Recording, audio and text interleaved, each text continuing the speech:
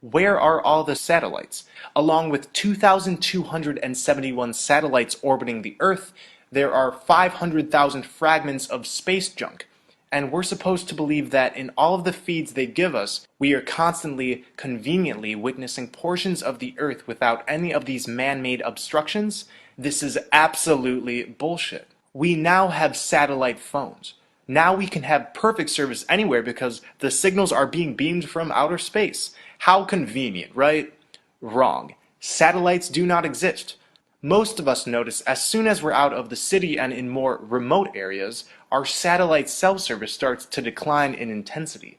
It's almost as if our phones are getting their signals from ground technology that is conglomerated in heavily populated areas. We also see problems with GPS in remote areas, supposedly a technology that also uses satellites. Long-range navigation was developed during World War II. Towers like these were positioned to provide coverage for military navigation. Positioned on islands, they would provide the necessary contact points for propagation at sea. This was the beginning of these land-based technologies that have grown and become more widespread.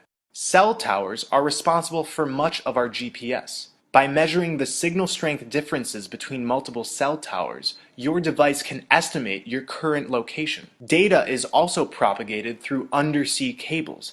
Cables connect between the continents.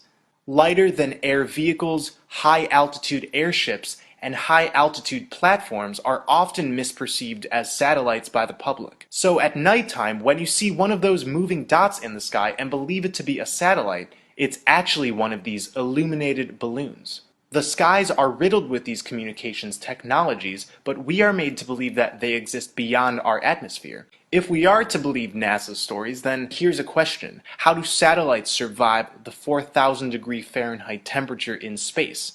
There are only 7 elements on the periodic table that could withstand this heat, and none of them have been used for satellites. Satellites allegedly reside in the thermosphere, where temperatures can soar 4,000 degrees and more.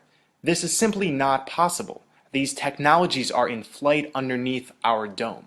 Including the technologies I just named, there are at least 18 platforms that can be used independently, in tandem, or in groups to provide all of the services that satellites supposedly provide.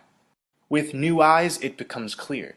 No actual photos, no actual video footage, just CGI and photoshopped images. This is a NASA photo of an astronaut fixing the supposed space station. I'm completely joking. This is actually from the 2013 movie Gravity. This is a real NASA photo.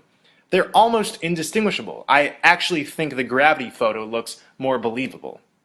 The similar Hebrew word nasha means to lead astray, to delude, to morally seduce. It's then no wonder that the NASA logo contains a serpent's tongue, serpents having been a symbol for deception throughout mythology. On the gravestone of Wernher von Braun, one of NASA's early rocket developers, there is a reference to a Bible verse that talks about our dome, our firmament. The heavens declare the glory of God, and the firmament sheath his handiwork.